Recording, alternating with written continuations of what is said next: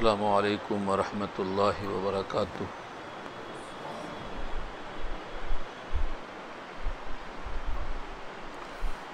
अल्हम्दुलिल्लाहि वहदह वस्सलातु वस्सलामु अला मन ला नबिय्य बअदह, अम्मा बाद फ़अऊज़ु बिल्लाहि मिनश शैतानिर रजीम, बिस्मिल्लाहिर रहमानिर रहीम। व यसअलूनका अन ज़िल क़रनैन क़ुल सअत्लू अलैकुम मिन्हु ज़िक्रा इन्ना मक्कन्ना लहू फ़िल अर्ज़ व आतैनाहु मिन कुल्लि शैइन सबबा फ़अत्बअ सबबा इला आख़िरिल आया। सदक़ल्लाहुल अलिय्युल अज़ीम व सदक़ रसूलुहुन नबियुल करीम व नहनु अला ज़ालिका मिनश शाहिदीन वश्शाकिरीन। अल्लाहुम्मा अल्हिमना रुश्दना व अइज़ना मिन शुरूरि अनफुसिना। अल्लाहुम्मा वफ़िक़ना लिमा तुहिब्बु व तर्ज़ा मिनल क़ौलि वल फ़िअलि वन निय्या। रब्बि इश्रह ली सदरी व यस्सिर ली अमरी वहलुल उक़दतम मिन लिसानी यफ़क़हू क़ौली। आमीन या रब्बल आलमीन। मोहतरम हज़रात, मुअज़्ज़ज़ सामईन, मिल्ली भाइयों, बुज़ुर्गों और दोस्तों, मेरी माँओं और बहनों, प्यारे बच्चों, 16वां पारा सूरे कहफ़। यहाँ से पारे का दूसरा रुकू शुरू हो रहा है और सूरत का 11वां रुकू शुरू हो रहा है।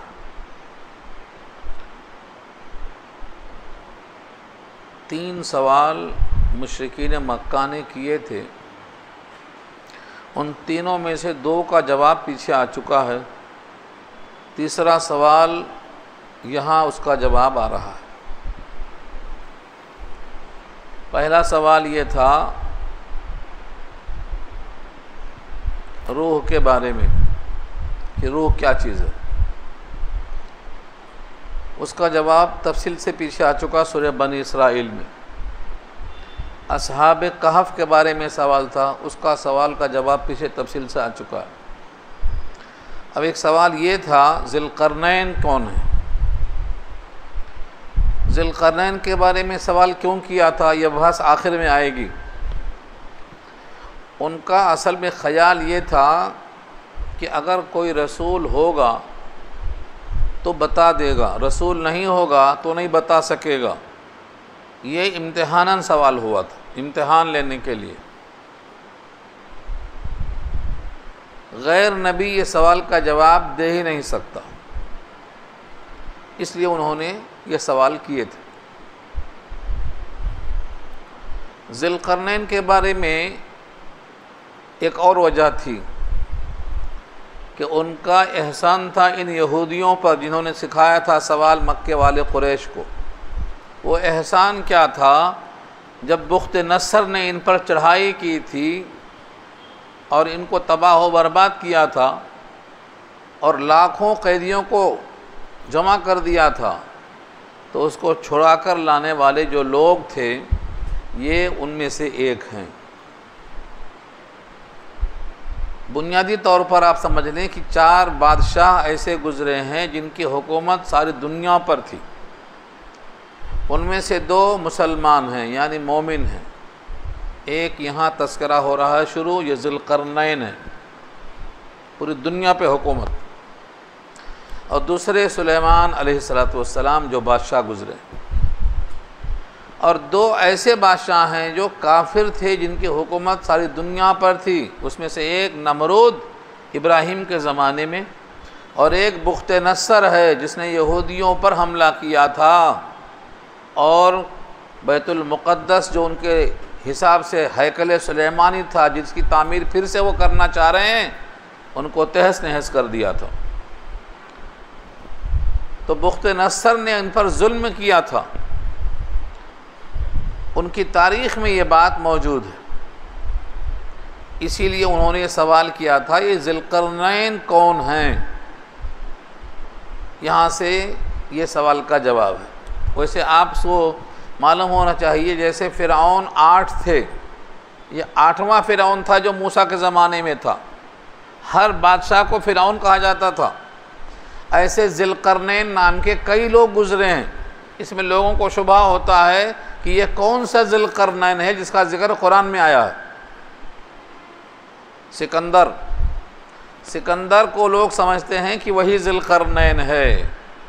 ज़िलक़रनैन नाम होना काफ़ी नहीं है, ज़िलक़रनैन के सिफ़ात जो कुरान में हैं वो भी होना ज़रूरी है, और वो 3 है जो अब आ रहा है। ये 3 सिफ़तें किसी और ज़िलक़रनैन में नहीं है जो सिकंदर नाम के गुज़रे हैं। इसमें बहुत सी बातें तारीख़ी हैं जिनका ताल्लुक़ न हदीस से है न कुरान से है। उसमें गलतियाँ हुई हैं समझने में, समझाने में। लेकिन कुरान का जो मंशा है कि वो ज़िलक़रनैन जो यहूदी चाहते थे मालूमात करना ताकि ये नबी हैं कि नहीं है मालूम हो जाए, उस हद तक कुरान ने वजाहत कर दिए, और हमको यही वाज़े करना है। तो पहला मज़मून है वयसअलूनका, और आपसे लोग सवाल करते हैं। सवाल करने वाले कौन हैं? मुशरिकीन मक्का। और सिखाने वाले कौन हैं? यहूद मदीना। मदीना के अतराफ जो यहूदी रहते थे उन लोगों ने सिखाया था ये। वयसअलूनका अन ज़िलक़रनैन, अन के माने में बारे में, जी माने वाला, और कर्न की तस्निया है करनैन। उनको ज़िलक़रनैन क्यों कहते थे? 2 सींगों वाला। इसकी वजह तस्निया में कई लोगों ने कई बातें लिखी हैं। बाज़ कहते हैं उनके सर में कुदरती तौर पर 2 सींगें थीं। अब वो कैसी थी वो अल्लाहु आलम। कर्न के माने सींग के आते हैं 2 सींगों वाला, इसलिए उनको ज़िलक़रनैन कहते हैं, 2 सींगों वाला। दूसरे बाज़ कहते हैं कि उनके 2 बालों की लटें थीं जो कर्न की तरह निकली हुई थीं, तो 2 लटों वाला, 2 कर्न वाला, बालों की वजह से। और बाज़ लोगों ने ये लिखा है कि उनकी चूँकि हुकूमत सारी कायनात पर थी, यानी मशरिक़ और मग़रिब पर हाकिम थे वो, और जब मशरिक़ और मग़रिब पर हाकिम थे तो इस लिहाज से उनको 2 कर्न कहा जाता है। यानी इतना बड़ा फ़ासला है कि कहते हैं बौदुल मशरिक़ैन, मशरिक़ व मग़रिब का फ़ासला है, और इन दोनों पर हुकूमत करते थे, इस वास्ते उनको ज़िलक़रनैन कहा गया है। ये बहुत नेक थे, मगर नबी थे कि नहीं थे इसमें इख्तलाफ है। बाज़ अल्फाज आ रहे हैं इसी रुकू में जिससे मालूम होता है कि वो नबी थे, और बाज़ दूसरे शारीहीन कहते हैं कि वो नबी नहीं थे, मगर ऐसा कलाम अल्लाह ने और लोगों से भी किया है, गैर नबी से भी किया है। जैसे मूसा की माँ से किया है जो वो नबी नहीं थी। तो ये दोनों बहसें आखिर में आ रही हैं। बहरहाल ये रुकू बहुत अहम है कि इससे उन लोगों ने पता लगाया कि ये वाकई नबी हैं तो जवाब देंगे, और अगर जवाब नहीं दे सके तो फिर नबी नहीं हैं। ये उनका सवाल का मकसद था। वयसअलूनका अन ज़िलक़रनैन, और आपसे पूछते हैं लोग ज़िलक़रनैन के बारे में। कोई किताब में, कोई तारीख़ में उतना पुराना किस्सा इतनी सच्चाई के साथ मिलने वाला नहीं है। कुल, ऐ नबी आप इनसे कहिए, सअतलू, अतलू माने मैं तिलावत करूँगा, उसमें सीन लगा दिया तो माने अब जल्दी ही शुरू कर रहा हूँ। सअतलू, अनकरीब मैं आपके सामने उसकी तिलावत करूँगा, यानी उसकी ख़बर दूँगा। उसके साथ अला लगा हुआ है, सअतलू अलैकुम, तुम पर। जब आदमी तिलावत करता है, जब ख़ुद पढ़ता है तो उसको क़िराअत कहते हैं, और जब किसी को सुनाता है तो यतलू अलैहिम यतलू अलैकुम, अला आता है, जिनको सुनाता है उन पर। तो अनकरीब हम तुम पर तिलावत करेंगे, यानी ख़बर देंगे। मिन्हु ज़िक्रा, ये अजीब लहज़ा है। मिन्हु ये मिन तबईज़िया है, यानी उसमें से, ज़िक्रन तज़किरा। ऐसा भी हो सकता था कि हम उनका तज़किरा करेंगे, हम उनका तज़किरा करेंगे। ये मिन्हु लाने की क्या वजह है? शारहीन लिखते हैं उनका पूरा तज़किरा करना मकसद नहीं है, बल्कि उनकी ज़िंदगी में से इतना तज़किरा करना है जिससे ये मालूम हो जाए कि ये नबी हैं। और ये तस्दीक हो जाए कि ये नबूवत वाला ही ख़बर दे सकता है। तो लफ्ज़ मिन क्यों आता है? मिन कहते हैं तबईज़ को। आप जेब में से दीजिए, तो जेब में से देने का मतलब जेब में से कुछ दीजिए, पूरा जेब खाली करना मकसद नहीं होता। तो जैसे उर्दू में से होता है, ऐसे अरबी में मिन्हु होता है। सअतलू अलैकुम मिन्हु ज़िक्रा, उनके तज़किरे में से, यानी उनका पूरा तज़किरा नहीं होगा, उनका इतना तज़किरा होगा कि आपको मालूम हो जाए कि ये ख़बर नबी दे रहे हैं और इनको अल्लाह ने बताया है।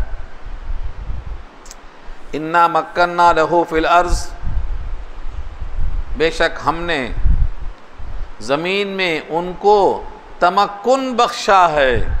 तमक्कुन के माने इक़्तिदार। जब कोई आदमी किसी हुकूमत के तख्त पे बैठता है तो मुतमक्किन कहते हैं, मुतमक्किन, जलवा अफरोज़।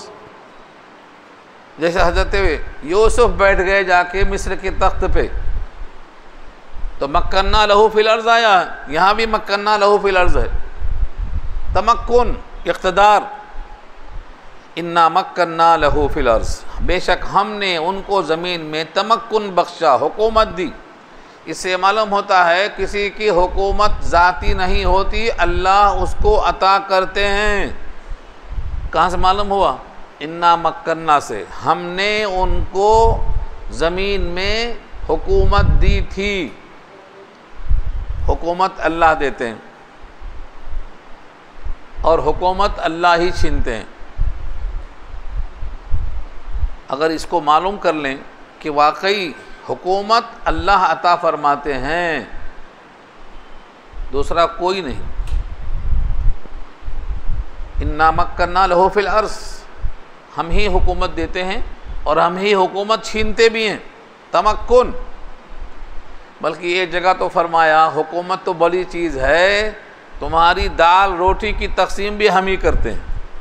हाँ, तुम आलू खाएंगे या बोटी खाएंगे ये भी फैसला हम करते हैं। सूरह ज़ुख़रुफ़ पारा 25 में अल्लाह फरमाते हैं, नहनु क़समना बैनहुम मईशतहुम फ़िल हयाति दुनिया, उनकी मईशत की तकसीम दुनिया में हम करते हैं। ये क्यों कहा था? वो लोग कह रहे थे नबूवत आप किसको दे दिए? किसी बड़े आदमी को दिए होते, ताइफ और मक्का में से किसी बड़े मालदार को नबूवत दिए होते, एक यतीम को दे दिए। तो अल्लाह ने फरमाया नबूवत तुमसे पूछ के देंगे। जब तुमसे हम आलू दाल की तकसीम नहीं पूछते, अपनी मर्ज़ी से तकसीम करते हैं, तो नबूवत देने को तुमसे पूछेंगे। इस पैराए में है सूरह ज़ुख़रुफ़ पारा 25 में। अब सोचो, जब दाल रोटी की तकसीम अल्लाह की तरफ से होती है, नबूवत की तकसीम अल्लाह की तरफ से होती है, तो बादशाहत की तकसीम भी अल्लाह की तरफ से होती है। अब आप क्या चाहते हैं कि बादशाहत ख़त्म कर दी जाए? आपके चाहने से क्या होगा? जब बिठाया है अल्लाह ने सर पे, ये अज़ाब है। अज़ाब की शक्ल में तसल्लुत है अल्लाह की तरफ से। जब सज़ा पूरी हो जाएगी तो अल्लाह खुद ही उठा के फेंक देंगे, खुद ही उठा के फेंक देंगे। जिस वक्त आपका रुजू अल्लाह से हो जाएगा और अल्लाह आपकी इल्तिजा को कबूल कर लेंगे, ये जो मुसल्लत शुदा हैं सब फेंक दिए जाएंगे अल्लाह की तरफ से। ये जुमला कहाँ से आया? इन्ना मक्कन्ना से आया। इन्ना मक्कन्ना लहू फिल अर्ज़, हमने बेशक उनको ज़मीन में हुकूमत दी थी। तो हुकूमत अल्लाह देते हैं और वही छीनते हैं। इसी वास्ते जब जुल्म करता हो कोई हाकिम, तो उस हाकिम की शिकायत करके फ़ायदा नहीं है, ये नबी ने कहा है। अबू दरदा की रिवायत है, बार बार सुना चुका हूँ मैं आपको, जब कोई हाकिम जुल्म करे तो जालिम का शिकवा करके कोई फ़ायदा नहीं है, टाइम ख़राब मत करो अपना, बल्कि अल्लाह से रुजू हो जाओ। अल्लाह के कब्ज़े में उस जालिम का भी दिल है, वो उसके दिल को मोड़ के नरम कर देगा। तुम अल्लाह को राज़ी कर लो। अना मलिकुल मुलूक व क़ुलूबुल मुलूक फ़ी बियदी उक़ल्लिबु कैफ़ा अशा, ये रिवायत अबू दरदा की रिवायत मशहूर है। तो जालिम के जुल्म का तज़किरा करने से जुल्म घटता नहीं, जिसने इस जालिम को मुसल्लत किया है हमारे अमाल बद की वजह से, उस अल्लाह को राज़ी कर लो, ये जालिम हवा में उड़ जाएगा। अल्लाह ताला ने हुकूमत दी है, ये यहाँ से मालूम हो रहा है। इन्ना मक्कन्ना लहू फिल अर्ज़ व आतैनाहु मिन कुल्लि शैइन सबबा, और हमने उसको दे रखा है हर चीज़ में से बतौर सबब के। मिन कुल्लि शै, हर चीज़। सबब कहते हैं किसी चीज़ को हासिल करने के वसायल। छत पर जाना है, सीढ़ी की ज़रूरत है, ये वसीला है, ये सबब है। रस्सी डाल के चढ़ते हैं लोग, ये भी सबब है। किसी भी वसीले के ज़रिए से ऊपर जाना है, ये सबब कहलाता है। कोई पैदल जाता है, कोई घोड़े पर जाता है, कोई ऊँट पर जाता है, ये क्या है? सब असबाब में से एक सबब है। अल्लाह ने उसको हर सबब दे रखा था। लश्कर, हर किस्म की सहूलत थी उसके वास्ते। और आतैनाहु मिन कुल्लि शैइन सबबा, तो सबब के माने और मुसब्बिब क्या है? जो सबब बनाए। सबब वसायल और मुसब्बिब जो वसायल पैदा करे। जैसे मरियम, उनको पेट में बच्चा है, दर्द ज़े है, कहीं जा नहीं सकते, शौहर तो कोई है ही नहीं। अब खाने का मसला, पीने का मसला, अल्लाह ने कहा तुम खाली ये झाड़ को हाथ लगाओ, हिलाना हमारा काम है, तुम खाली हाथ लगाओ। हाथ लगा सकते ना? हाथ लगाने से हम हवा की तरह हिलाएंगे इसको, खजूरें गिरेंगी। तो ये कौन है? ये मुसब्बिब है। सबब है तुम्हारा हाथ लगाना, मुसब्बिब की ताकत है कि उसको हिलाएगा, खजूरें गिरेंगी, नीचे नहर जारी होगी, पानी मिलेगा, बच्चा पैदा होगा, वो बच्चा खुद बोलने वाला होगा। ये सब क्या है? मुसब्बिब इसे कहते हैं। अमजद हैदराबादी के नज़म में से मिलता है, तुम जो इनसे उनसे मांगते हो, इनसे उनसे क्यों मांगते हो? बंदे हो अगर रब के तो रब से मांगो। क्योंकि वो मुसब्बिबुल असबाब है। असबाब नज़र नहीं आता, पैदा करेगा, पैदा करेगा। बंदे हो अगर रब के तो रब से मांगो, मिन्नत से, समाजत से, लजाजत से मांगो। बंदे हो अगर रब के तो रब से मांगो, इनसे उनसे नहीं मांगना है। तो ये है सबब, वसायल, असबाब। हर चीज़ का हमने उनको सामान दे रखा था। फ़अतबअ सबबा, उसने ताबे किया सबब को, यानी इस्तेमाल किया सबब को। जो जो वसायल थे फ़ौज के, लश्कर के, कुदरत के दिए हुए, सब को उसने ताबे किया, यानी इस्तेमाल किया। हत्ता इदा बलगा, यहाँ तक के जब पहुँचा। हत्ता ये उसकी इंतहा है। असबाब वसाइल को ताबे करके क्या किया? सफ़र किया। सफ़र करते करते कहाँ पहुँचा? हत्ता इदा बलगा मग़रिब शम्स। मग़रिब कहते हैं गुरूब होने की जगह। शम्स तो आप जानते हैं सूरज को कहते हैं। तो मग़रिब शम्स के माने सूरज के गुरूब होने की जगह, यानी चलते चलते मशरिक़ में इतना दूर चले गए, एक तरफ मग़रिब शम्स है और एक तरफ मशरिक़ है, दोनों आ रहा है, इसी रुको में आ रहा है आगे। जहाँ तुलूव शम्स है वहाँ भी गए और जहाँ गुरूब शम्स है वहाँ भी गए। कितना लंबा सफ़र है ये, सोच सकते हैं आप। बौदल मशरिक़ैन, एक मग़रिब है एक मशरिक़ है। इसी वास्ते अल्लाह की कुदरत का इजहार जब होता तो कहते हैं रब्बुल मशारिक़ि वल मग़ारिब, रब्बुल मशरिक़ैन व रब्बुल मग़रिबैन, यानी दोनों सिमतों का रब है जो मशरिक़ और मग़रिब का मालिक है। तो जो वहाँ तक सफ़र करता हो कुदरत के साथ, वो कितना बड़ा बादशाह होगा, ये बताना मकसद है। सफ़र करते करते इस जगह पहुँचा जहाँ सूरज डूब रहा था। वजदहा तग़रुबु फ़ी आइनिन, उसको पाया, यानी सूरज को पाया कि वो डूब रहा है। तग़रुबु गुरूब हो रहा है, डूब रहा है। फ़ी आइनिन, एक चश्मे में। हमीअतिन, जो काला कलौटा चश्मा था, यानी कीचड़। अब सूरज जब डूबता है, अगर उसके आगे कोई चीज़ आपको नज़र नहीं आती, सिर्फ पानी ही पानी है, तो लगता है पानी में डूब रहा है। अगर आबादी है तो लगता है आबादी में डूब रहा है।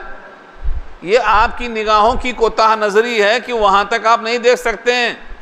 तो तो अगर पानी आखिर में है तो लगता है पानी में डूब रहा है, और पानी अगर नीचे कीचड़ है तो गदला पानी है। यह है आइनिन हमीअतिन, कीचड़ वाले पानी में डूब रहा है। वह वजद इंदहा कौमा, और पाया उसके पास एक कौम, उसके पास यानी जहाँ सूरज डूब रहा था उस चश्मे के पास एक कौम को पाया।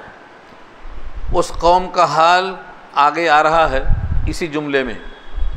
अल्लाह फरमाते हैं या तो इनको अजाब दे दो या तो इनके साथ हुस्न सलूक करो, आपकी मर्ज़ी है। हुस्न सलूक करने का तज़किरा बाद में है और अजाब देने का ज़िक्र पहले। क्या फरमाया? कुलना या ज़ुल्क़रनैन, हमने कहा ऐ ज़ुल्क़रनैन इम्मा अन तुअज़्ज़िबा, या तो आप उनको अजाब दे दो, व इम्मा और या तो अन तत्तखिज़ फ़ीहिम हुस्ना, बना लो उनमें हुस्न यानी अच्छा सलूक। हुस्न सलूक मना इसी से। अब दो बातें याद रख लीजिए आप। अव्वल किसी कौम को दावत दी गई अल्लाह की तरफ, उन्होंने कबूल नहीं किया तो उनके लिए सज़ा देने का हुक्म जारी होगा। अब एक शक्ल ये है कि उस कौम को किसी ने दावत दी थी, नहीं दावत दी थी, ये नहीं मालूम। अल्लाह फरमाते हैं कि या तो आप उनको सज़ा दे दो या तो फिर आप उनको दावत दो, जो माने उनको इनाम दो, जो ना माने उनको सज़ा दो। ये दूसरा पहलू है। अल्लाह ने यहाँ दूसरे पहलू को इख्तियार करने का इशारा किया क्योंकि उसे हुस्ना लगा हुआ है। हुस्ना के माने इन दोनों में से जो बेहतर अमल है वो इख्तियार करो, यानी पहले दावत दो और मान जाएं तो हुस्न सलूक करो और ना माने तो उनको सज़ा दो।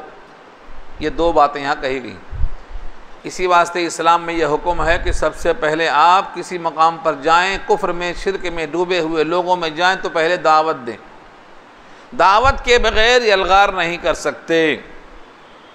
सहाबे किराम जब किसी जंग में जाते थे तो अज़ान की आवाज़ तक ठहरते थे। अज़ान की आवाज़ आई तो बोलते थे ये तो अल्लाह के बंदे हैं, और अज़ान की आवाज़ नहीं आई तो यलगार का हुक्म होता था कि यहाँ अल्लाह के बंदे होते तो अज़ान ज़रूर होती। इसी वास्ते अज़ान को शायर इस्लाम कहा जाता है सुन्नत मुअक्कदा, लेकिन ये अलामत है कि कुफ्र है कि शिरक है कि ईमान है, ये फ़र्क करने वाली चीज़ है। तो इम्मा अन तत्तखिज़ फ़ीहिम हुस्ना, या तो आप उनमें बनाएं हुस्न को यानी अच्छे अमल को। क़ाल अम्मा मन ज़लमा, फरमाया बहरहाल जिन्होंने जुल्म किया है यानी शिरक किया है, फ़सौफ़ नुअज़्ज़िबुहु अज़ाबन फ़सौफ़ नुअज़्ज़िबुहु, अनक़रीब हम उनको अज़ाब देंगे। सुम्मा युरद्दु इला रब्बिही, फिर वो लौटाए जाएंगे अपने रब की तरफ। फ़युअज़्ज़िबुहु अज़ाबन नुकरा, फिर वो उनको अज़ाब देगा सख्त किस्म का अज़ाब। इसका मतलब कुफ्र की दो सज़ाएँ हैं, एक दुनिया में और एक आखिरत में। यहीं देख लीजिए, कुफ्र की सज़ा एक ही नहीं है।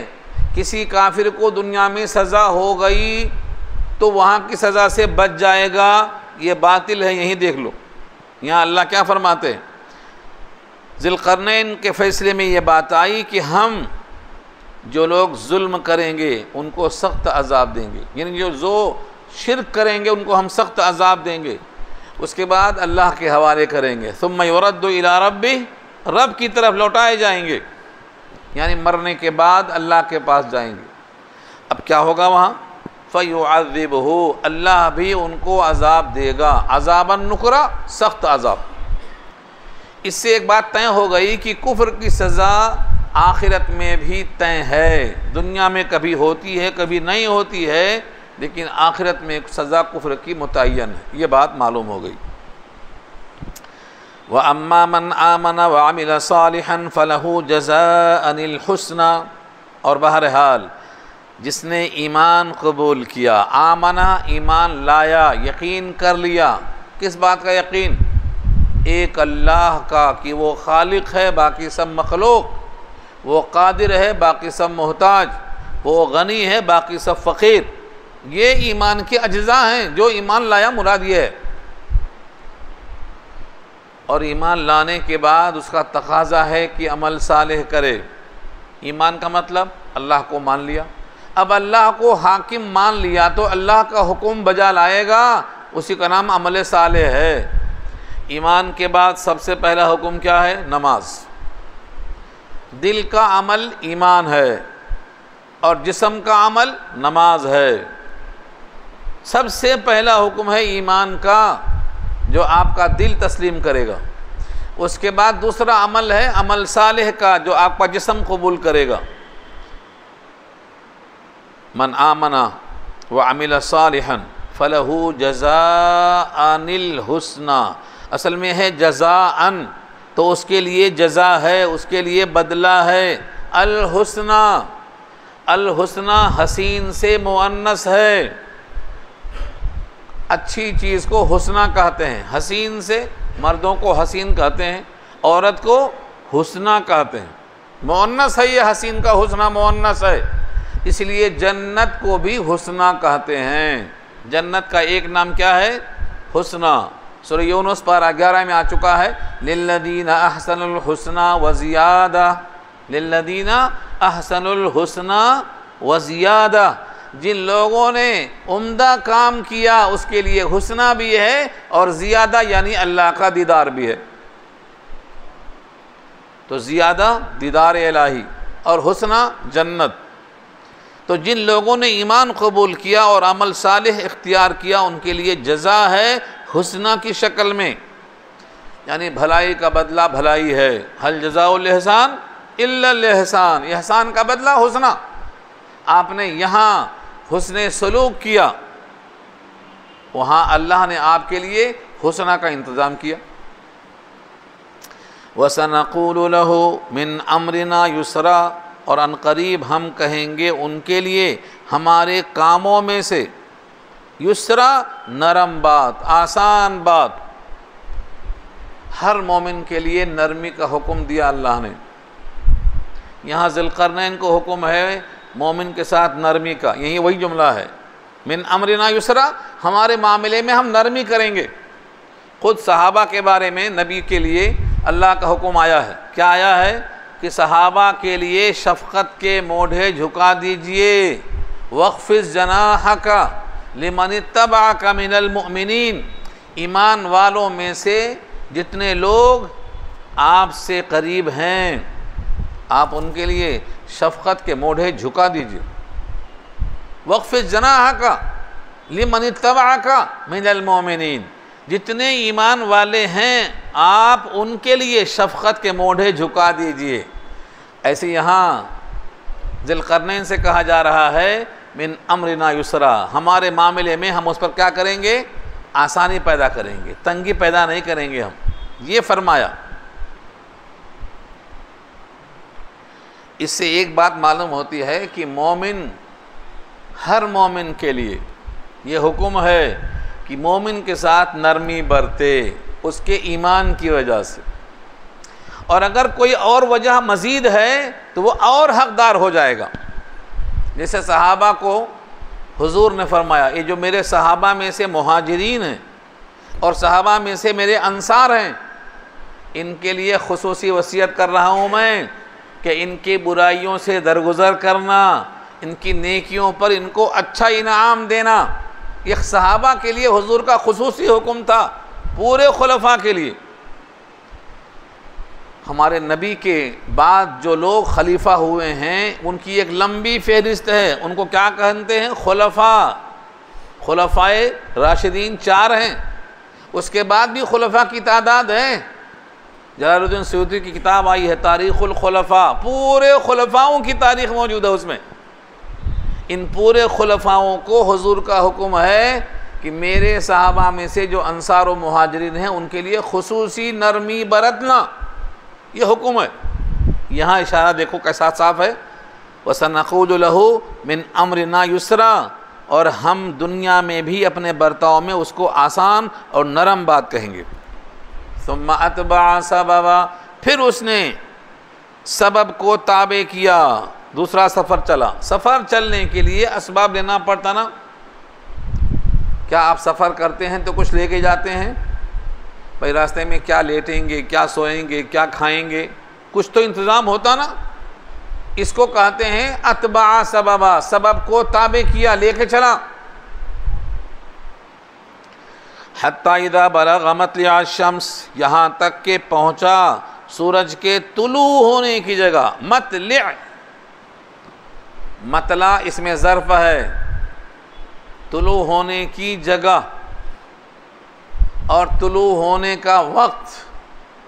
सूरज के तुलू होने के मकाम पर पहुंच गए, यानी जगह पर तो नहीं पहुंच सकते, सूरज के तुलू होने के वक्त पहुंच गए। वो तुलू हो रहा था, आप वहाँ मौजूद हैं, ये मतलब है इसका।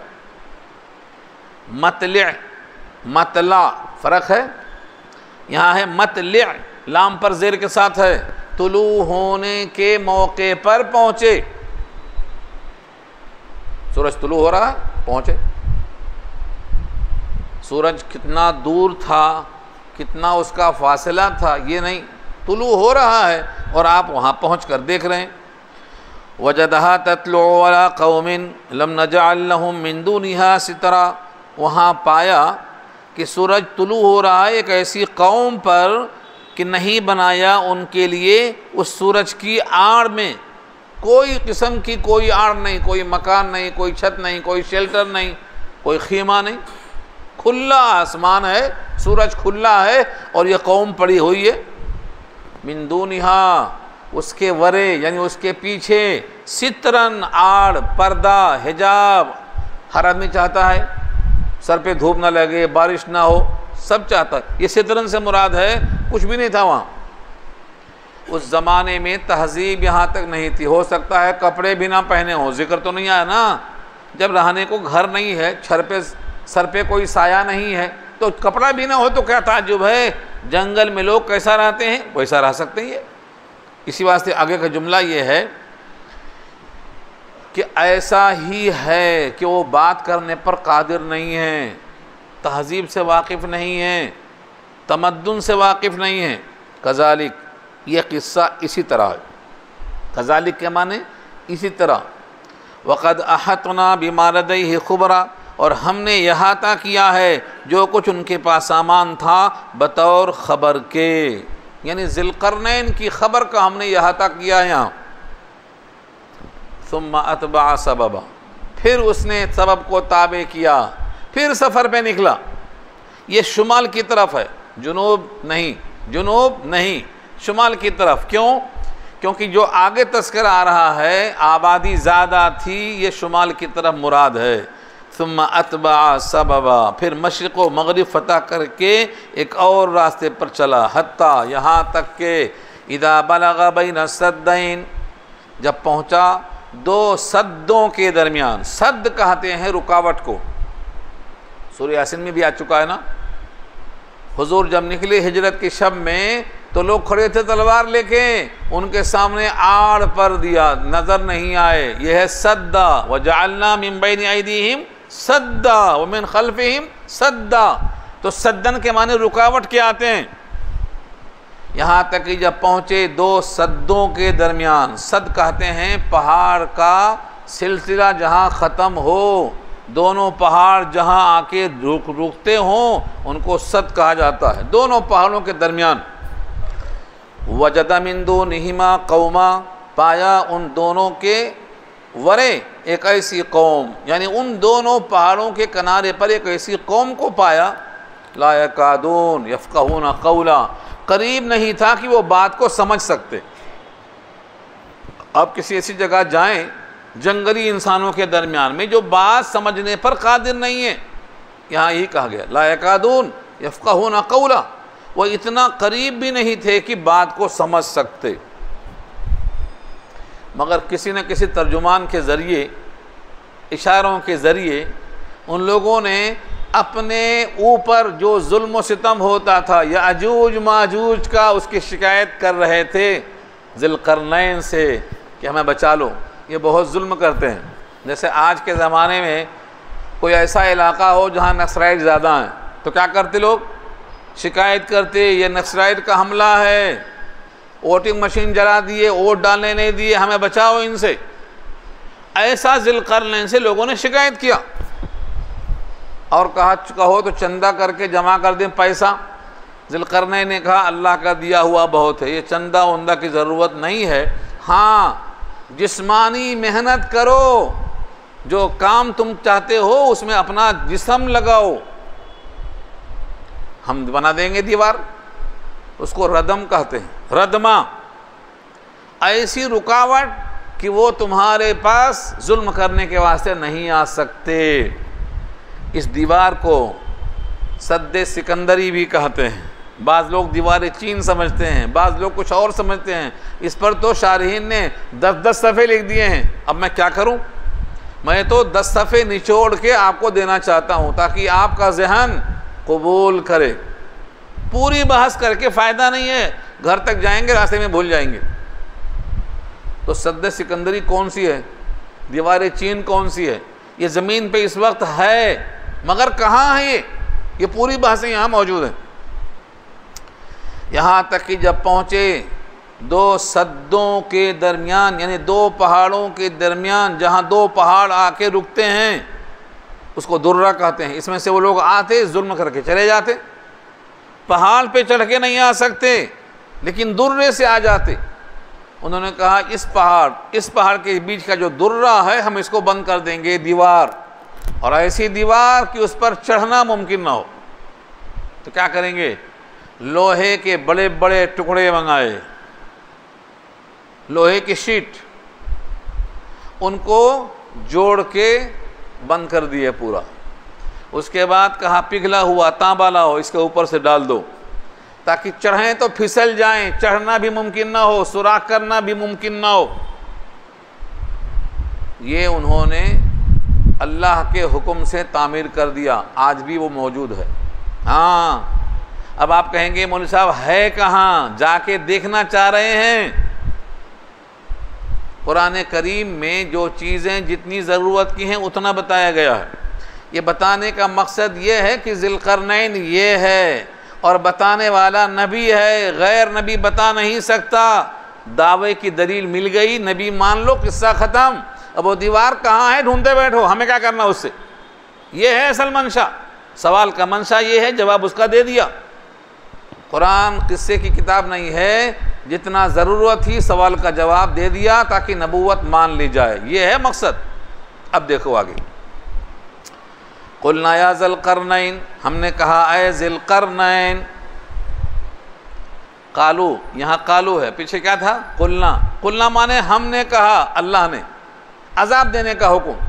अब यहाँ कौम कहती है कालू या ज़ुल्क़रनैन इन्ना याजूजा व माजूजा मुफ़सिदून फ़िल अर्ज़। बेशक याजूज और माजूज ये कौम है, ये भी इंसान है, नूह की औलाद हैं, नूह के बेटे हाफिज़ उनकी औलाद में से आए हैं ये। मगर ये इतने खूंखार हैं और इनकी तादाद इतना है कि तुमसे 10 गुना ज़्यादा हैं। दुनिया में जो इंसानों की आबादी है इसके मुकाबिल में वो 10 गुना ज़्यादा है। आगे आ रहा, इसी रुको में आ रहा, उनकी तादाद बहुत ज़्यादा है। उनके शर और उनके फसाद से ही लोग परेशान थे। ये अल्लाह के हुक्म से क्या किया उन्होंने? याजूज और माजूज मुफ़सिदून फ़िल अर्ज़, फसाद करते हैं ज़मीन में। फ़हल नजअलु लका खर्जन, तो क्या हम मुक़र्रर कर दें आपके लिए खिराज, खर्जन चंदा। जब कोई बादशाह वसूल करता है तो उसको खिराज कहते हैं, टैक्स। टैक्स है, पहले एक टैक्स होता था, अब तो हर नाम पे टैक्स ही टैक्स है। हाँ, गब्बर सिंह टैक्स, हिंदुस्तान का टैक्स क्या है? गब्बर सिंह टैक्स। जीएसटी क्या है? फुल फॉर्म पढ़ो उसका, जीएसटी का full form Gabbar Singh tax है। तो ये आज का टैक्स है। पहले ज़माने का जो टैक्स होता था वो एक होता था, अब तो प्रॉपर्टी टैक्स दो, इनकम टैक्स दो, फलाना टैक्स दो, ठिकाना टैक्स दो, जीना हराम करके छोड़ दिया है। इतना टैक्स लोगों को परेशान करते। यहाँ क्या कहा? हम आपको देंगे टैक्स, लेकिन आप हमारे वास्ते दीवार बना दो। आज भी टैक्स का मतलब यह है सड़कें बना दो, गड्ढे नाले ठीक करा दो, पैसा बराबर ले रहे हैं, एक सड़क सही नहीं है, पूरी कमर की हड्डियां आगे पीछे हो जा रही हैं। नाले वैसे ही हैं, पानी का कोई इंतज़ाम नहीं है, पानी के वास्ते लोग परेशान हैं। अगर ये पानी नहीं दे सकते, सड़क नहीं दे सकते, तो टैक्स लेने का हक कहाँ से आया इनको? क्यों ले रहे हैं टैक्स? ये प्रॉपर्टी टैक्स हो या इनकम टैक्स हो या सेल टैक्स हो या जितने टैक्स हों, इसका मकसद यह है कि हुकूमत आवाम का ख्याल करे। दीवार बनाने के वास्ते पैसा हो रहा है, लेकिन बादशाह ने कहा हमें अल्लाह का दिया हुआ बहुत है, तुम खाली मेहनत करो, हम काम करा देंगे तुम्हारा। देखो जुमला आगे, फ़हल नजअलु लका खर्जन, क्या हम मुकर्रर कर दें चंदा करके आपके लिए कोई खराज, कोई टैक्स, अला अन तजअला, इस बुनियाद पर कि आप बना दें, बैनना हमारे दरमियान, वो बैनहुम और उनके दरमियान, सद्दन एक रुकावट।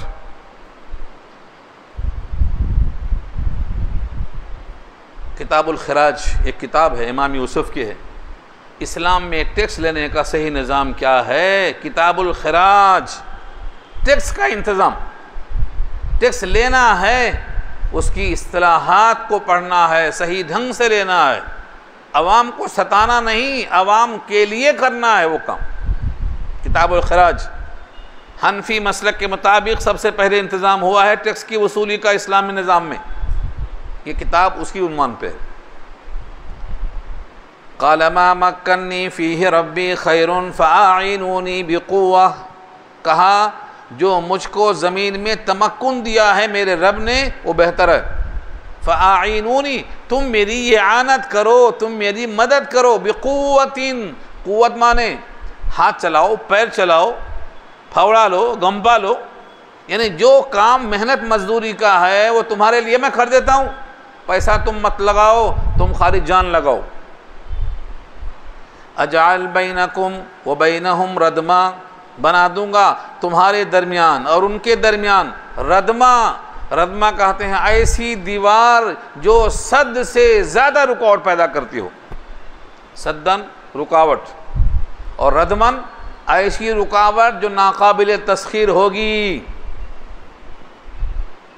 आतूनी ज़ुबरल हदीद, आओ लाओ, आतूनी मेरे पास आओ। लेकिन अगर उसका सिला आ जाए कि कुछ लेकर आओ, तो माने क्या होगा? आओ नहीं, लाओ। आतूनी ज़ुबरल हदीद, लोहे के टुकड़े लाओ। ज़ुबर ये जमा है, ज़ुबरतुन की जमा है ज़ुबरुन। लोहे के बड़ी बड़ी शीटें लाओ, उनको जोड़ जोड़ के दोनों पहाड़ों के दरमियान में ऊंची दीवार बना दिया। अब उसको चिकना करने के वास्ते क्या किया? हत्ता इदा सावा बैन सदफ़ैन, यहाँ तक कि जब बराबर हो गए दोनों सद, बैन सदफ़ैन, दोनों किनारे, दोनों फांकियाँ बराबर हो गईं, यानी इधर का पहाड़ इधर का पहाड़, दोनों का लेवल एक हो गया। क़ालन फ़ुख़ू, कहा इसको खूब धौंको। इन फ़ुख़ू के माने फूंक मारो, यानी उस पर हवा दो, आग जला के। अगर लोहे पर हवा आग के साथ दी जाए तो वो खुद आग बन जाता है, पूरा का पूरा लाल हो गया। आग, लोहा आग बन गया, धोंकते धोंकते पूरा का पूरा आग। हत्ता इज़ा जअलहू नारा, यहाँ तक कि जब उसको आग बना दिया। नारा ये पूरा का पूरा शीट गर्म होते धोंकते, गर्म होते धोंकते पूरा का पूरा आग बन गया। आपने देखा नहीं देखा, भट्टी में लोहार जब कोई चीज़ डालता है देर तक गर्म होने के बाद वो बिल्कुल आग का रंग ले लेता है। यह है जालहू नारा। क़ाल आतूनी उफ़रिग़ अलैहि क़ित्रा, कहा लाओ मेरे पास क़ित्रा। क़ित्रा कहते हैं तांबा, पिघला हुआ तांबा। उफ़रिग़ अलैहि, उसके ऊपर उडेलना है। अब कैसे उडेलना है यह तरकीब बताई नहीं गई है। हर लिहाज से बादशाह है, सामान मुहैया है, अब उसको कोई न कोई तरीक़े से उसके ऊपर गरम गरम तांबा डाला गया ताकि वो चिकना हो जाए, जोड़ जहाँ खुरदुराहट है वो भी बंद हो जाए। अब इस पर चढ़ना है तो फिसल के गिरना है, चढ़ना नहीं आएगा, चढ़ना नहीं आएगा। फमस्ताउ अन यज़हरूहु, बस इस्तिताअत नहीं रखेंगे वो कि उसके ऊपर चढ़ जाएं। वमस्तताउ लहू नक़बा, और इस्तिताअत नहीं रखेंगे वो लोग कि उसमें सुराख कर दें। सुराख पहले छोटा सुराख करें, फिर धीरे धीरे उसको बड़ा करें, जिसको नक़ब लगाना बोलते हैं। यहाँ क्या लफ्ज़ है? नक़ब। घरों में पहले चोरी कैसे होती थी? ताला कोई नहीं तोड़ता था, घर कच्चे होते थे, नक़ब लगाते थे। निक़ाब मालूम है? निक़ाब को निक़ाब क्यों बोलते हैं? कि उसमें 2 सुराख होता है दोनों आँखों के पास देखने के लिए, ऐसे सुराख को नक़ब कहते हैं। जिसमें सुराख हो वो निक़ाब कहलाता है। यहाँ भी नक़बा है, सुराख करना। दीवार में सुराख नहीं कर सकते। उस लोहे की शीट को इतना पकाया, आग बन गई, उस पर तांबा डाल दिया, अब उसमें सुराख नहीं कर सकते। इब्न अरबी कहते हैं अल्लाह ने उनको तौफीक नहीं दिया, वरना आज दुनिया में क्या चीज़ नहीं टूटती। उनकी तादाद इतनी है, उनकी ताकत इतनी है, जिसका मैं जिक्र अभी करूँगा आगे। उनके वास्ते तो कुछ भी मुश्किल नहीं था, उसके ऊपर चढ़ जाते। उस दीवार पे नहीं चढ़ते, उसके करीब में पहाड़ पे चढ़ जाते, सुराख कर देते, इतना मारते कि आज नहीं तो कल, कल नहीं तो परसों टूट ही जाता। लेकिन जब अल्लाह ताला किसी की अकल मार देते हैं तो वो अकल में आते ही नहीं। अकल किसके पास है? एक स्क्रू ढीला कर दिया ना तो चना खाता है, चना, हालांकि बकरी की मैगनी है, कहता चना है ये, तो दिमाग तो है उसका, ढीला कर दिया अल्लाह ने उसको। तो इनके दिमाग में ये आ ही नहीं रहा है। हाँ, कब आएगा? जब उस दीवार के गिरने का हुक्म अल्लाह की तरफ से आएगा, तब इनके दिमाग में आएगा, भी नहीं आएगा। आगे देखो जुमला, क़ाल हाज़ा रहमतुम मिन रब्बी, कहा ये रहमत है मेरे रब की तरफ से। ये दीवार रहमत है, क्योंकि ज़हमत को रोकने के लिए है, उनके फसाद को रोकने के लिए है, तो ये रहमत है। ये रब की रहमत है, बादशाह के हाथ से ज़ाहिर हो गई। ये कब तक रहेगी? फ़इज़ा जाअ वअदु रब्बी जअलहु दक्का, और जब आएगा मेरे रब का वादा तो उसको कर देगा दक्का। दक्का या दुक्कू के माने कूट के टुकड़े करके फेंक देगा। दक्का या दुक्कू सूरह फजर में आया है, कल्ला इज़ा दुक्कतिल अर्दु दक्कन दक्का, ज़मीन को कूट के रेजा रेजा कर दिया जाएगा। तो ये दक्का या दुक्कू के माने कूट कूट के टुकड़े कर देना। जब मेरे रब का हुक्म आएगा तो उसको क्या करेगा? टुकड़े टुकड़े कर देगा। वकाना वादु रब्बी हक्का, और है मेरे रब का वादा सच्चा, यानी क़यामत का वादा। कब आएगी? आएगी, आने का वक्त अल्लाह के पास है, छुपा रखा अल्लाह ने। इन्न साअता आतियतुन अकादु उख्फीहा, क़यामत ज़रूर आने वाली है मगर हमने उसको छुपा रखा है। क्यों? लितुज्ज़ा कुल्लु नफ्सिन बिमा तसा, जो जिसने कोशिश की है उसका सिला मिल जाए, उसको अल्लाह ने छुपा के रखा है। तो रब का हुक्म आएगा और ये सब के सब उस दीवार को तोड़ के फेंक दिया जाएगा। अब यहाँ से 2-4 हदीसें भी सुन लो ताकि मालूम हो कि याजूज माजूज हैं कौन। याजूज और माजूज इंसान हैं, नूह की औलाद हैं, लेकिन शर और फसाद में इतना परेशान करते हैं कि लोगों ने इनके शर से बचने के लिए दरख्वास्त की है, तो दीवार बनी है कि जब क़यामत के करीब निकलेंगे तो हर तरफ हर पहाड़ी से उतरते हुए, लुढ़कते हुए, तेज़ भागते हुए नज़र आएंगे। पानी कहीं भी नज़र नहीं आएगा, सब पी जाएंगे। दुनिया में कोई पानी की जगह नहीं बचेगी, सब पी जाएंगे, ये पानी नहीं मिलेगा। उस वक्त एक बैल की कीमत, पूरा बैल की नहीं, उसके सर की कीमत 1000 दीनार, दीनार कहते हैं सोने के सिक्के को, चांदी के नहीं। आज क्या रेट है?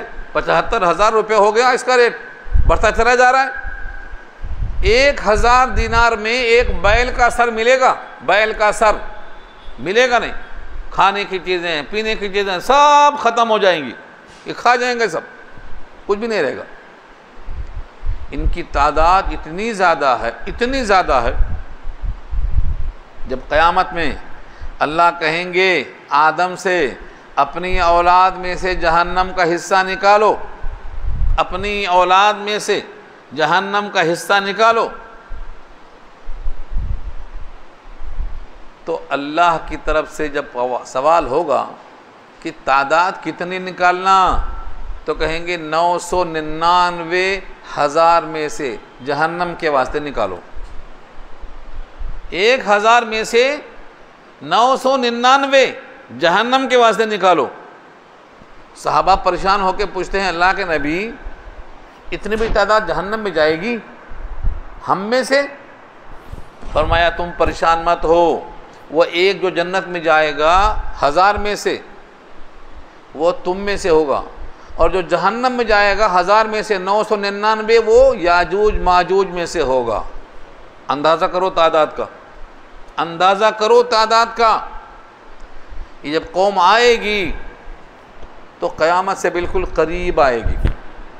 क़यामत की जब अलामतें ज़ाहिर होंगी तो जो तस्बीह है ना, तस्बीह टूट गया, धागा टूट गया, तो एक दाना गिरता, बकिया दाने उसके पीछे कैसा गिरते?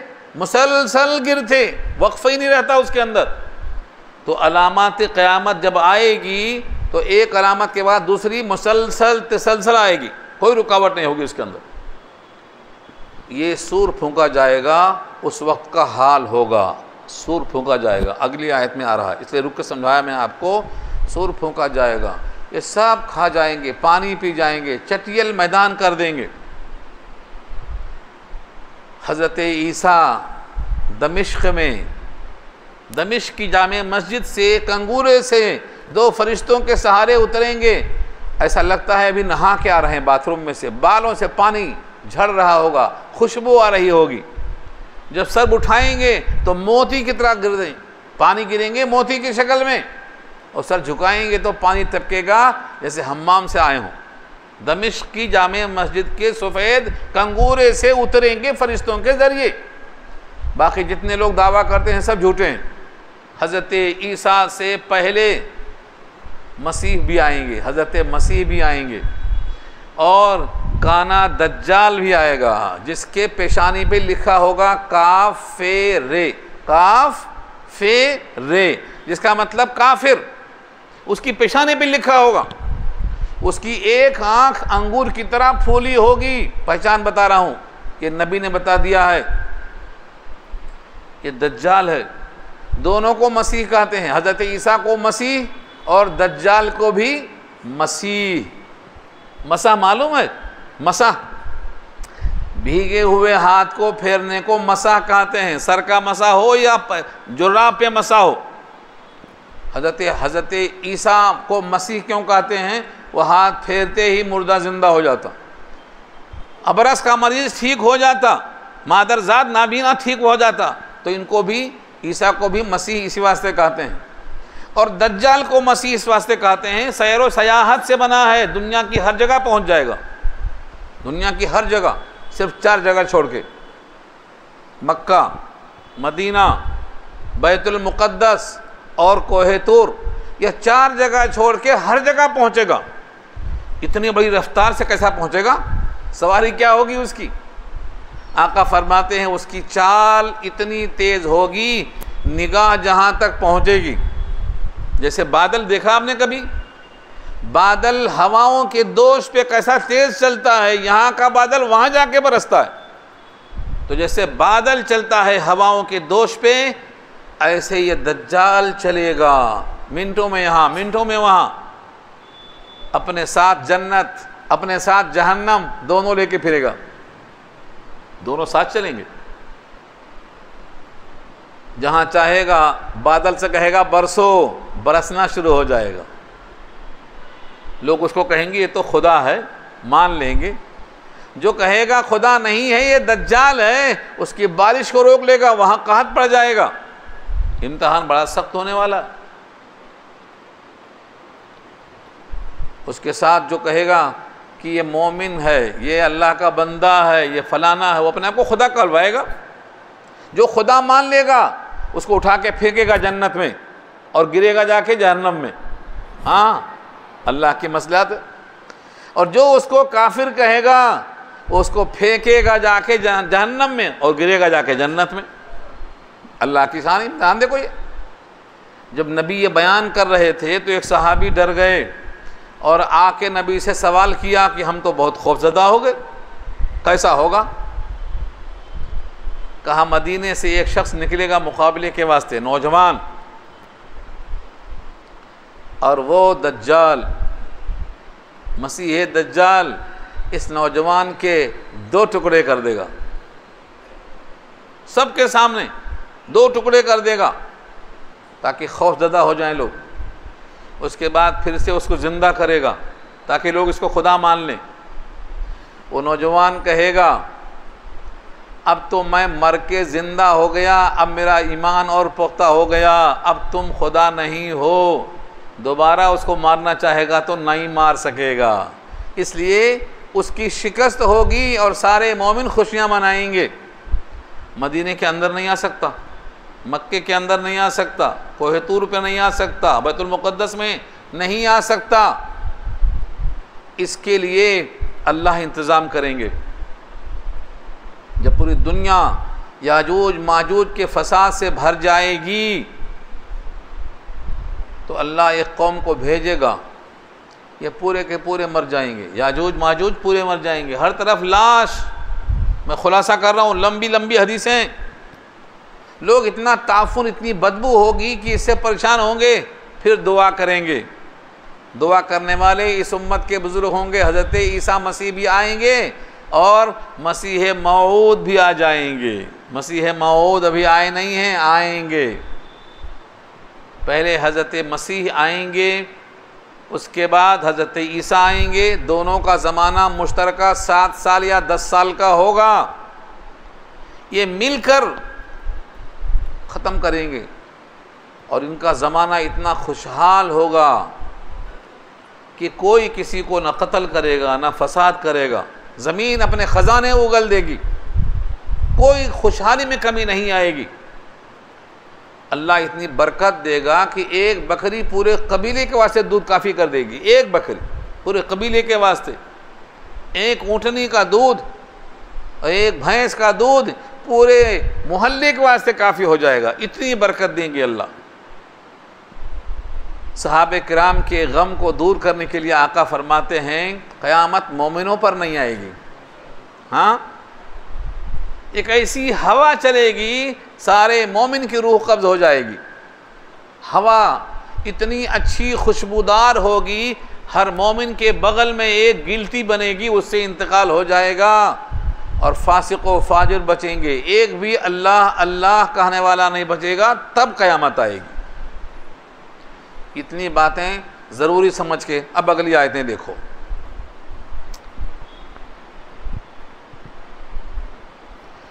वकान वाद रब्बी हक़्क़ा, मेरे रब का वादा सच्चा है। ये रोज़ाना उस दीवार को चाटते हैं और कहते हैं कल तोड़ के निकल जाएंगे, थोड़ा बाकी है, कल सुबह कर लेंगे। भाई सुबह क्यों करेंगे? आजकल तो डे नाइट काम चलता है, रात दिन काम करो ना, 24 घंटे करो। नहीं, दिल में नहीं आएगा ये। अल्लाह ने उनके दिल में ये डाला ही नहीं है कि दिन रात काम करो। सुबह आएंगे फिर वहीं का वहीं, वो दीवार उतनी मोटी फिर हो जाती। रात भर चाटेंगे, अब कल करेंगे, जाएंगे आएंगे फिर वहीं।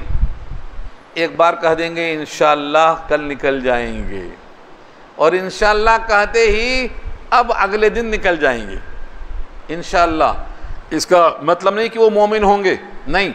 बाज़ ने कहा हो सकता है मोमिन हो, और बाज़ कहते हैं कि इंशाअल्लाह के माने अल्लाह ने अगर चाहा तो हो सकता है उसकी ज़ुबान पे निकल जाए। जैसे यहूदियों ने गाय ज़बह करने का हुक्म दिया गया। गाय कैसी हो, गाय कितनी बड़ी हो, गाय की उम्र कितनी हो, सवाल करते गए, गाय की शर्तें बढ़ती गईं। जब इंशाअल्लाह कहा तो गाय ज़बह मिल गई, गाय का काम ख़त्म हो गया जल्दी से। तो इंशाअल्लाह कभी अल्लाह कहलवा देते हैं ताकि वो काम उनके हक़ में पूरा हो जाए। जब वक्त आएगा जब, तो वो इंशाअल्लाह कहेंगे।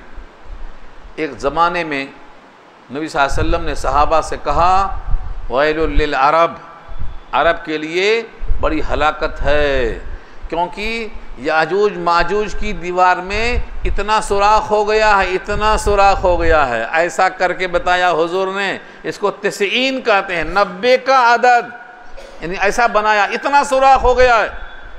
इतना सुराख जब हुआ था जब नबी बता रहे थे।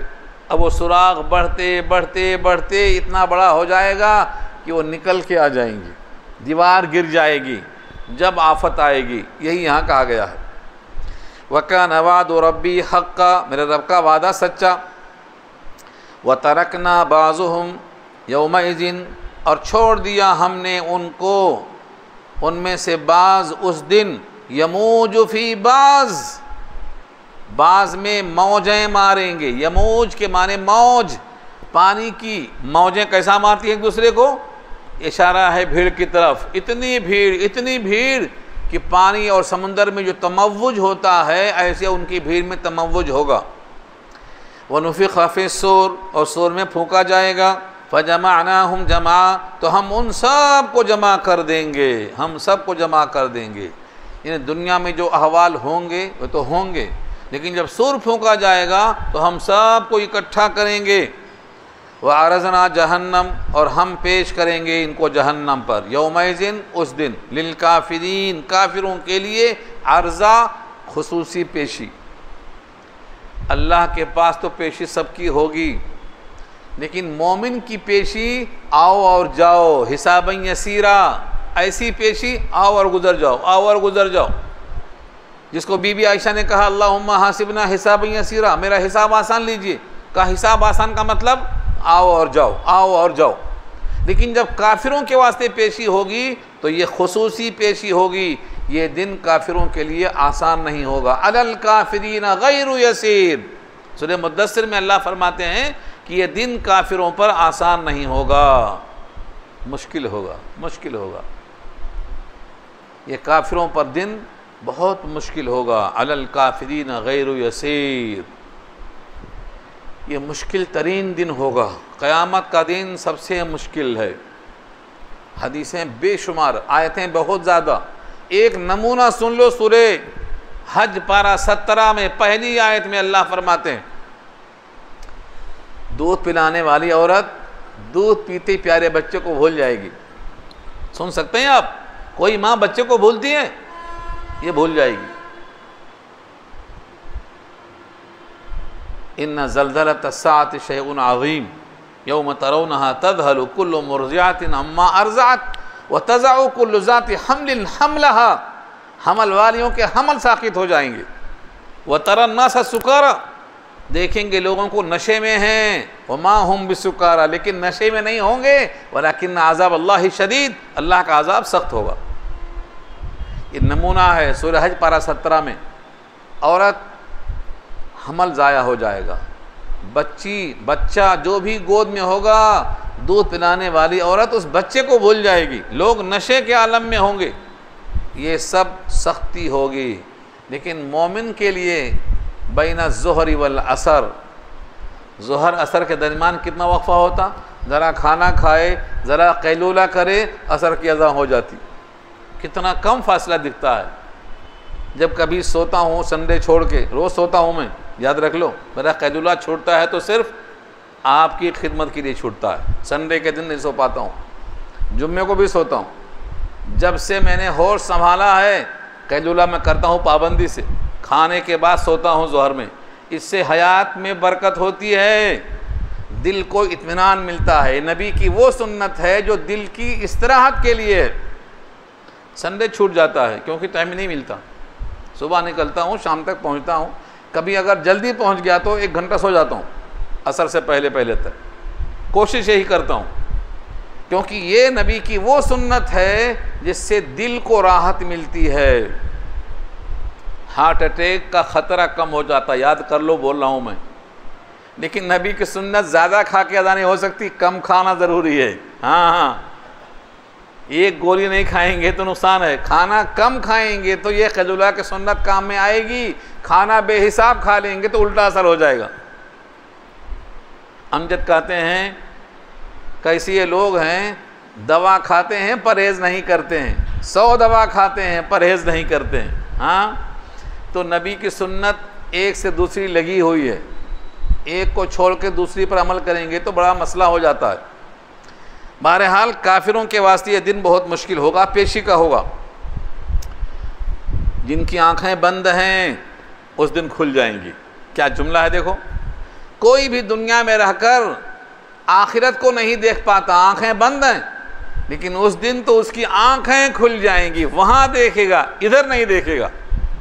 हाँ, जनाजे के पास ले जाकर बोलो मियाँ तेरी कार खड़ी है, खड़ा हो जा, खड़ा होगा? तेरी जो ख्वाहिश थी बड़ी बिल्डिंग बन के तैयार है, खड़ा हो जा। दुनिया सामने रख दो, वो खड़ा नहीं हो सकता, क्योंकि उसकी ज़िंदगी ख़त्म। आपकी अभी ख़त्म नहीं है, आप जो चाहे कर सकते हैं, मगर वो जो काम आएगा वो नहीं कर रहे हैं तो घाटा होगा। यहाँ देखो जुमला कितना सख्त है ये, अल्लज़ीना कानत आयुनुहुम फ़ी ग़िताइन अन ज़िक्री, वो लोग कि जिनकी आँखें ढक्कन में बंद हैं हमारी याद से गाफिल हैं। कितने लोग हैं जिनकी आंखों पर पर्दा पड़ा है। सूरह क़हफ़ में एक आयत है, फ़कशफ़ना अन्का ग़िताअका, यही ग़िता यहाँ भी है, यही ग़िता है जो वहाँ आया है सूरह क़हफ़ पारा 26 में। तेरी आंखों पर पर्दा था, दुनिया में रहकर आखिरत नहीं देखता था, आज हमने वो ढक्कन हटा दिया है। फ़कशफ़ना अन्का ग़िताअका फ़बसरुकल यौमा हदीद, आज तेरी आंखें तेज़ हो गई हैं, फरिश्तों को देख ले, जन्नत को देख ले, जहन्नम को देख ले, सब नज़र आएगा, आंखें तेज़ कर दी है मैंने। तो जिनकी आंखों पर ढक्कन लगा हुआ है मेरी याद से, वो गाफिल हैं, हमारी याद से, दीन हक़ से गाफिल हैं। वकानू ला यस्ततीऊन समा, और वो इस्तिताअत नहीं रखते थे कि सुन लें, कुरान की कोई आयत सुन लें, कलमे का कोई बोल सुन लें, वो सुनने की ताकत नहीं रखते थे। उनका ढक्कन उस दिन खोल दिया जाएगा। यहाँ से एक नया रुकू शुरू हो रहा है, लेकिन मज़मून वही है, तसलसल वही जारी है। बहुत से लोग अल्लाह के बंदों को पकड़ लेते हैं कि इनसे हमारा काम चल जाएगा। अल्लाह अगली आयत में उसकी तरदीद करते हैं, काफिर समझता है कि मेरे बंदों में से किसी को दोस्त बना लेगा, ऐसों के लिए जहन्नम तैयार है। हाँ, ऐसों के वास्ते जहन्नम तैयार है। तो कुफ्र और ईमान ये दोनों में कशमकश है। जिनकी हालत कुफ्र के साथ दुनिया से जाएंगे उनके लिए सख्त सज़ा है, सख्त पेशी है, और जो मोमिन होकर जाएंगे उनके लिए तो राहत ही राहत, दरवाज़ा खुल जाएगा।